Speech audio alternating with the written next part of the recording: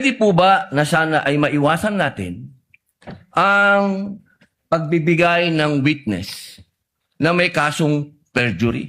Hindi na po ito si Las Cañas. Ang sinasabi ko po ay yung dalawang mahal nating witness, si Attorney Jeremy Lotok at si NBI Agent Talilong, na sa mga oras na ito ay may kasong hinaharap na perjury. Pwede po bang iwasan natin na may mga ganito tayong witness para ang nasasakdal po kasi dito ay ibinoto ng 32 million na tao. Sana po, aming mga mahal na kaibigan sa prosecution, isipin nating mabuti bago po tayo magbigay ng mga witness na may perjury na kaso o nagkaroon po kami ng dahilan na gumawa ng amenda na itong perjury ay amendahan. Pwede po ba yun? Your Honor, with all due respect, I would like to take exception to the question and manifestation of the Honorable Senator Judge Robin Padilla. First of all, we were able to verify already that there are no cases pending against the prosecution witnesses. In addition, Your Honor, and only to respond to the concern of the Honorable Senator Judge Padilla, ang conviction po ay hindi ground for disqualification unless it is final and unless it is punishable by more than 1 year and that the crime constitutes moral turpitude. Alam niyo po, napakaganda po ng inyong sagot. Sana hindi one-sided ang ating persecution. Ano? Kasi, alam niyo, pag kayo ang pagpabor sa inyo, alam niyo ba, bawal po ang ginagawa. Kindly maintain Presiding order officer, within the bawal court. po ang ginagawa nitong nasa harap natin, nagkukomento. Kindly maintain order in the court. The Sergeant at Arms, by authority of the Senate President, is directed to kindly maintain. Hindi po order in the sila court. allowed.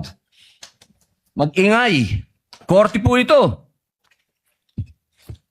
Thank you. You may proceed, Senator Judge. Who was speaking? Ako po. You may proceed, Senator Judge. I was Padilla. interrupted. With due apologies. So, ibig niyo pong sabihin, yung mga senator judges dito ngayon na humaharap sa kaso, na hindi po pinapayagan ng ombudsman at hindi pa rin sila guilty, ano pong ibig niyo sabihin? Your Honor, with all due respect, ang question niyo po kanina ay kaugnay ng pagtistigo. Testigo nga, Referring to judges the nga yung witnesses of sinasabi the prosecution, Your Honor. Ang usapan po ay yung guilty or not guilty. Okay? So, tatanong na po ako ng bago. Pwede po ba? May I be clarified, Your Honor, on your last question about the senator you said are facing cases? Lead counsel, I think that was Alam more niyo of a- po, malinaw na po yung sinabi ko and wala po kayong karapatan magtanong. Hindi, sa Senator Judge. diliwanagin ko nga po. I think Senator Judge Padilla was making a manifestation and not posing a question to the lead prosecutor in relation to our two colleagues. You may proceed, Senator Judge Padilla. Maraming salamat po, Ginoong tagapamahalang hukom.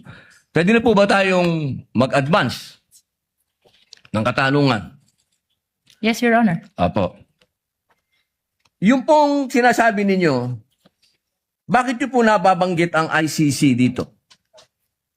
Ano po ang kinalaman ng ICC dito sa ating pagdinig? With all due respect, Honorable Senator Judge Robin Padilla, kagaya po ng nabanggit ko na, at marahil panglima ng banggit ng presiding officer, nabanggit po ang ICC, kaugnay ng affidavit ni Las Cañas, na ipirinisinta po ng prosecution bilang bahagi lamang ng testimonya ng witness at bilang bahagi ng naging investigasyon ng Special Task Force ng NBI. Maraming salamat po. Senator Judge Padilla will please wind up.